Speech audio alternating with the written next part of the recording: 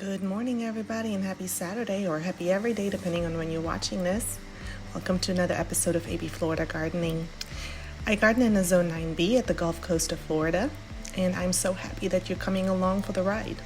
In this video, we are tackling these planters. Not sure if I'm the only one that puts together an arrangement and doesn't touch it for years. At least I hope I'm not. And maybe I can motivate you to revamp one of yours as well. Planted these about 4 years ago with snake plants, aloe, and lemongrass. My dear friend shared some of her beautiful succulent cuttings with me that I will be using, and with her help we can try to keep this whole overdue on a $10 budget. I want to reuse some of the snake plant from the old arrangements and then add some of this beautiful pencil cactus, African spear plant, agave, short leaf aloe, and a few more things. First order of the day is to get the old arrangements out of the planters. I put some wheat fabric down so I won't stain the patio. And these guys are heavy. It rained last night. Great, everything came out in one piece. So that way I can show you the different layers of how I originally put this arrangement together, because in the end it did last for quite a while and the plants were happy. So as a extra draining material, I use these puffs. They're normally for packing things, and they did make the pot a little bit lighter. On the bottom I used rocks for water, right? The pot doesn't have a draining hole. And then the top layer is the soil, which was very good quality soil, and the plants really thrived in it. And as you see, they're still happy. So next step is to clean the rocks. They will be my base layer. On top of that, I'll put water bottles. They will be my middle layer, and good potting soil.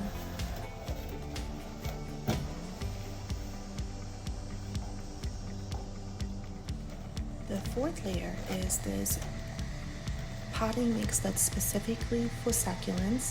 It is very well draining, doesn't retain moisture so much, and I think if I just use it as a fourth layer, I'll be able to stretch it over 2 pots. Let me give you a close-up of the soil that I use. So this is the potting mix. It already has fertilizer in it, which you really don't need for succulents. They don't really require a whole lot of fertilizing. And here is the top layer of the soil that's specifically for succulents, very well draining.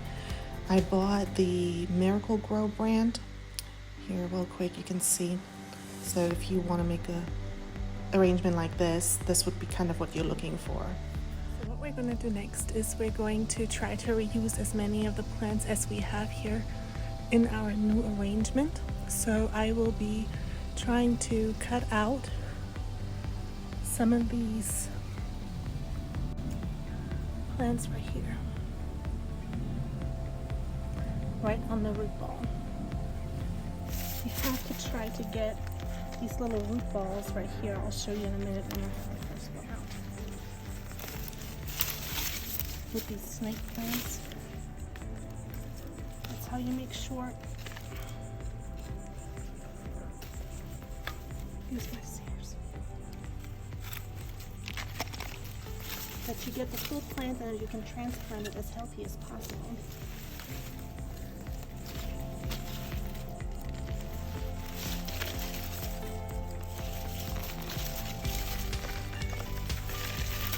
Here's the first baby. You can see right here. This is the root that you want to make sure you get.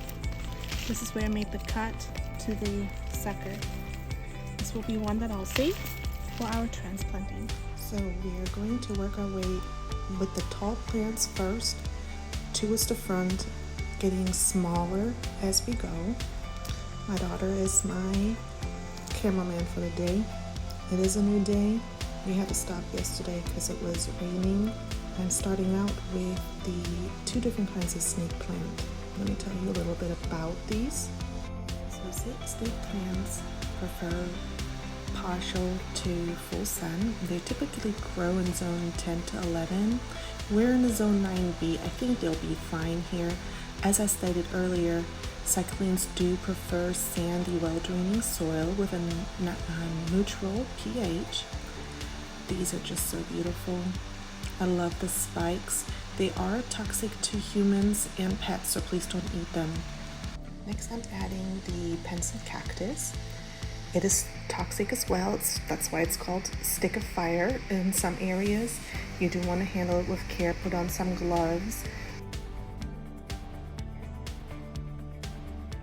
So next I added these really nice upright cacti. They look beautiful. It's wonderful structure. I did end up taking them out at the end because they were very pokey. In the center, I am planting an agave. I think it's foxtail. There are about 200 species, so I'm not 100% sure. If so, it would get up to 4 feet tall and has to be pulled eventually. They're super low maintenance, virtually disease-free and hardy in zone 9 through 12. As I work my way to the front of the planter, I'm going with shorter and shorter plants. I'm not quite sure what this one is.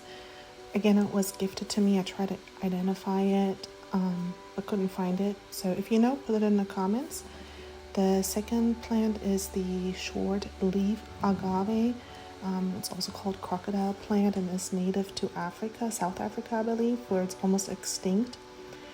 And then I went with some pincushion and some copperstone sedum in the very front layer, kind of as a spiller.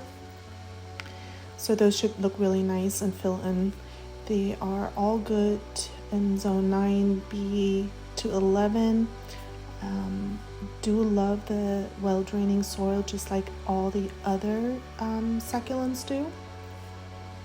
And when you take these cuttings, all you have to do is literally just stick them into the soil and they will root there. Arrangement number 1 is done. So the second one I'm going to let my daughter do so she can show you how easy it is to plant this.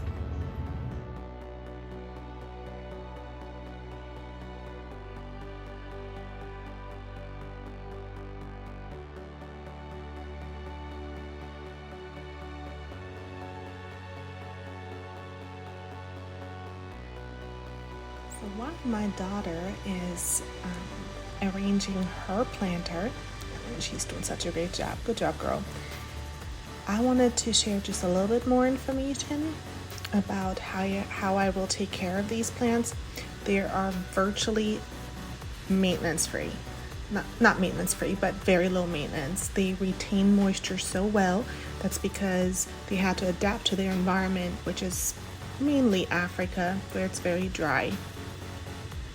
They come in so many shapes and colors, beautiful plants. You want to keep them in good sunlight. Now, they will let you put them into filtered sun and sometimes even shade, but when you notice that the color of the leaves are fading, you want to give them a little bit more light. Again, watch for water. Don't overwater them. They do not like to sit in the wet.